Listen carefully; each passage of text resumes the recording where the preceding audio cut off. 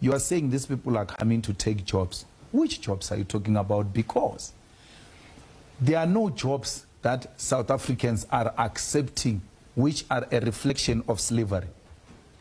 These people are being enslaved here in South Africa. And when you say they've taken South Africans' jobs, you are saying South Africans must be enslaved. These are not jobs. These are slaves' jobs, which South Africans don't want to work abnormal hours, to work under difficult conditions, and don't get paid, and don't have rights. So, no South African wants that. Hey, Prophet Kunjan. Hey, Mara Julius Miranga, I don't know what's happening with Julius, guys. It's almost like as if his brain just became mush. Like his thinking process has become... Okay, so, according to him, the jobs that foreigners are taking are jobs that South Africans don't want because those jobs are slavery jobs. So, let's try and look at it in a different angle, because it looks like Julius is clearly not thinking straight. If the only reasons foreigners are hired for those jobs are because they're willing to slave in those jobs, because they have no rights, because they are desperate, and most of them entered into this country legally, therefore they cannot protest nor complain because they are beggars. Now, the reason South Africans are not that they don't want those jobs.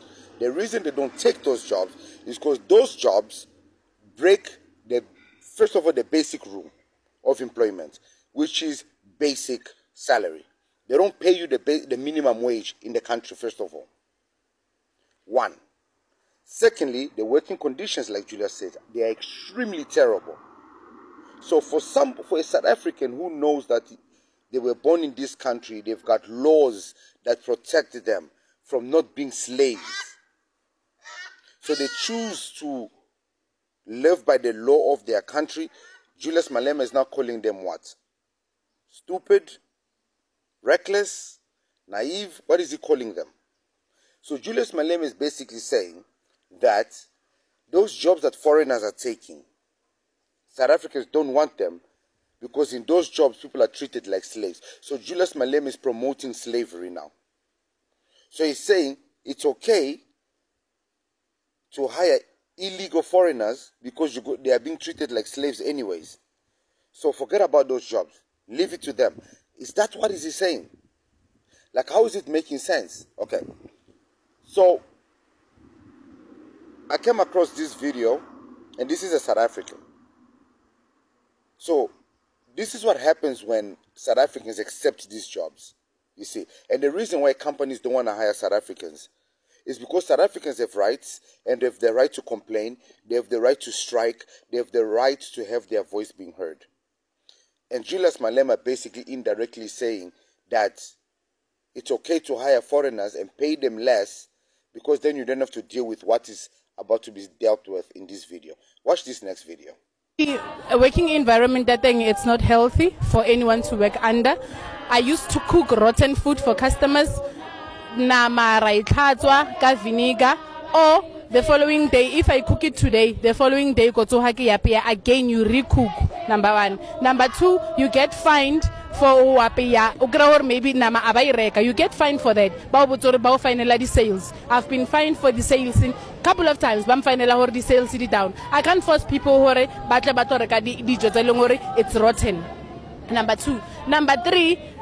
Since I've been appointed working supervisor. Duration yaga ifedile probation or barki supervisor ifedile I had to work earn that money ya supervisor azange kai earn until kitwa. My basic salary it was 5.3 on the pay slip, but ever since Ikithomilo Bergako Chris I've never earned that money. My salary used to be 2.4, 2.9, 2.6, 1.9, 1.8. The latest it was 1.2. You work overtime, utanaga 6. No, there's no one. Utanaga 6, utachaisaga 8 will pay you that overtime. They don't pay it. If you Chris abroad, you have to wait for him. But when you work they'll be excuses. Payroll 15, but you don't get paid 15, you get paid 19, 21. Why is that? Finally, the expired stock. Salam fine 20,000 for expired stock. But unfortunately, manager Abraham Bata or Sale Affiliate Angloids for that. Because I can't be blamed for expired stock. Stock has expired, let's say expiry. I can't. So you watch that video, right? You see? That lady's look at the exposure that she's putting SPAR in. You see, foreigners won't do this. Because this is not their country. They don't care. They are too desperate. They would work there, accept all those treatments. Because one, they probably don't have the permits to be in the country. Therefore, if they go around making all that noise, they're going to end up getting arrested. Or they can be fired without any consequences. So Julius Malema is basically promoting this nonsense. He's basically saying that either you accept these conditions or just leave these jobs to foreigners. How is this even making any sense at this stage, guys? I honestly think that this is the end of EFF. I don't see how they recover from this. I don't see what he says that people start listening to anymore. Because at this moment, it just looks like Julius Malema is giving up on politics.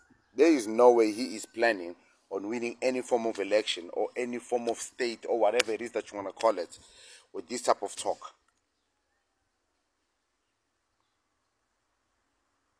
It's crazy, man. But anyways, guys, let me know what you guys think on the comments below. Do you think that I misunderstood? Because apparently lately I've been misunderstanding what the politicians are saying. Do you think I've misunderstood what Julius Malema is saying? Is there any other angle that we should be looking at this? Because this is crazy. This is madness. Expect worry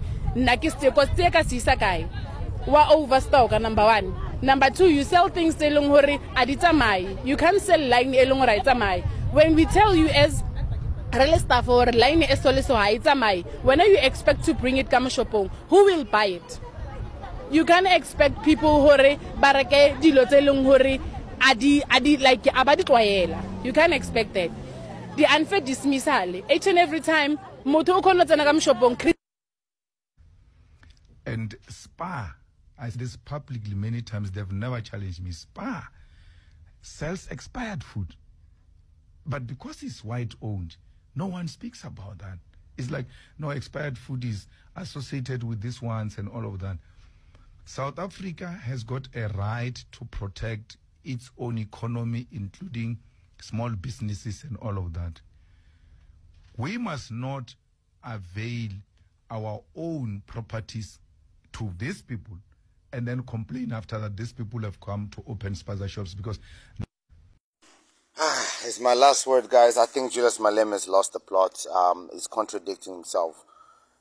I recently saw a video where they say that, I'm going to post it at the end of this, where they mentioned that they're going to be giving 20,000 Rand, investing on people to open spaza shops, to reopen their stores and everything. Now, for those of you who don't know why this is actually happening, if you go to town in Bree Street, all those shops, in Josie, CBD, all those foreign-owned shops, they don't actually own the shops. Yes, they own the businesses in those shops, but the shops are actually owned by South Africans because those were actually given to them by the state, by the government. So most of those shops, South Africans acquire rent from them. So with this financial aid of being able to open their own businesses, I don't know if they actually are going to open their own businesses. I doubt that very much. They're probably just going to take the 20,000 and chow it. Unless there's a strict way that you need to prove that the business is registered, that you've actually opened it. I don't think 20,000 is enough to start any business, any successful business at least. So I don't even know what the hell they're thinking. But it's something, you know, it's better than nothing. And if these shop owners can take their shops back from foreigners, one, they will cripple all these illegal businesses that are running in these shops. And two, it will give others no choice but to support South African-owned businesses. I don't know. What do you guys think? I'll put the video here. Watch it. Let me know your opinions in the comment. The eThekwini Metro has recently proposed a plan to regulate and localize spaza shops run by foreign nationals. According to the Metro, the proposal aims to boost the local residents' ownership of shops in Durban. The proposals include a 20,000 rand grant as a startup. The Economic Development Portfolio Committee met yesterday to discuss this proposal. Let's now bring in